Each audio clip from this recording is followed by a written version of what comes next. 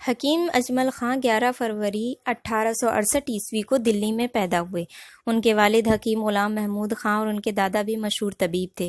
حکیم صاحب نے 16 سال کی عمر میں قرآن مجید حفظ کر لیا تھا۔ کتنے سال کی عمر میں حفظ کر لیا تھا؟ 16 سال کی۔ اور ان کے دادا اور ان کے والد دونوں ہی کیا تھے؟ ڈاکٹر بھی تھے۔ اس کے بعد اس شوق سے علم حاصل کیا کہ 18 سال کی عمر میں، یعنی آپ 18 سال کی عمر کو ہی پہنچے تھے کہ آپ کو کیا تفسیر، حدیث، فلسفہ، ادب و طب کی تعلیم مکمل کر لی، یعنی ان ساری چیزوں پہ کیا ان کی تعلیم بھی مکمل ہو گئی تھی۔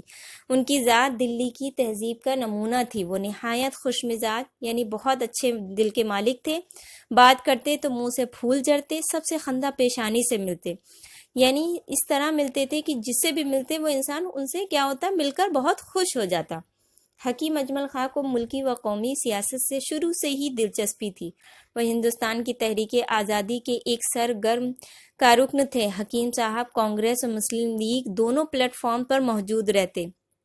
1921 میں احمد آباد اجلاس میں وہ انڈین نیشنل کانگریس کے صدر منتخب کیے گئے۔ حکیم صاحب 5ویں مسلم رہنما تھے جو کانگریس کی صدارت کے منصب پر فائز ہوئے۔ ان کا نام بڑی بڑی قومی تحریکوں میں گونجنے لگا۔ حکیم اجمل خاں تاریخ کے وہ واحد شخص تھے جو 3 بڑی قومی تنظیموں کے صدر تھے۔ کون 3 بڑی تنظیمیں تھیں؟ انڈین نیشنل کانگریس، مسلم لیگ، آل انڈیا خلافت کمیٹی۔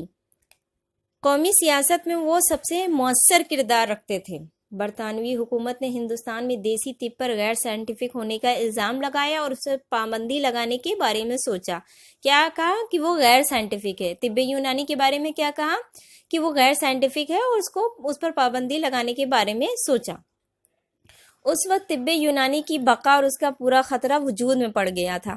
حکیم اجمل خاں نے اس نازک وقت میں دیسی طب کے دفاع کے لیے مجاہدانہ کام کیا۔ دفاع یعنی اس کے بچاؤ کے لیے کیا کیا؟ مجاہدانہ کام کیا۔ انہوں نے حکیموں اور ویدوں کے درمیان اتحاد قائم کرتے ہوئے 1906 میں آل انڈیا ویدک اینڈ یونانی طبی کانفرنس کی بنیاد رکھی۔ ملک کے اطباء کو ایک مرکز پر جمع کر کے دیسی طب کی بقا و تحفظ کے لیے جد و جہد شروع کی۔ ملک کے اطباء یعنی ڈاکٹروں کو جمع کر کے دیسی طب کے خلاف ہونے والی سازشوں کو ناکام بنایا۔ یہ ان کا سب سے بڑا کارنامہ تھا۔ ان کی بے لوث کوششوں کی وجہ سے، یعنی بغیر کسی فائدے کے انہوں نے اتنی محنت و مشقت کی۔ طب یونانی ہمارے درمیان زندہ شکل میں موجود ہے۔ طب یونانی کی تحقیق کا جو جذبہ حکیم صاحب کے اندر تھا، اس نے طب یونانی کی اہمیت کو دنیا کے سامنے منوایا۔ حکیم اجمل خاں طب یونانی کی ترقی کے لیے تحقیق کو لازمی سمجھتے تھے۔ کس کو لازمی سمجھتے تھے؟ کہ تحقیق کی، اس پہ ریسرچ کی جاتی رہے، اور اسے سائنسی خطوط پر آگے بڑھانے کے لیے خواہش مند تھے۔ انہیں اس بات کا شدت سے احساس تھا کہ تحقیق کے بغیر طب یونانی کا کوئی مستقبل نہیں ہے، یعنی اس کا کوئی فیوچر نہیں ہے۔ چنانچہ 1906 میں انہوں نے طبی کانفرنس میں کہا، ہمارے تجربات کی یہ حالت ہے کہ جس کے پاس نسخہ ہوتا ہے وہ اسے جان سے زیادہ عزیز رکھتا ہے اور اسے اپنے ساتھ قبر میں لے جاتا ہے۔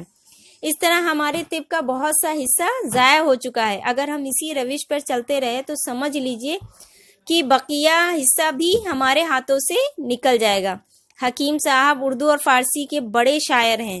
دیوان شیدا کے نام سے آپ کا شعری مجموعہ مشہور ہے۔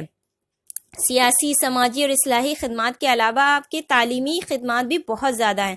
آپ نے کئی بڑے تعلیمی ادارے قائم کیے، جن میں سے کون سا؟ جامعہ ملیہ اسلامیہ، جو دہلی کا نام کیا ہے؟ سہر فہرست ہے۔ یعنی حکیم صاحب کا نام طب یونانی میں سنہرے حرفوں سے لکھے جانے کے لائق ہے۔ ہندو پاک یعنی ہندوستان اور پاکستان میں حکیم اجمل خاں کے نام سے بہت سے دواخانے، طبیہ کالج اور نرسنگ کالج قائم ہیں۔ بچوں، اس طرح ہمیں مستقبل کو مد نظر رکھتے ہوئے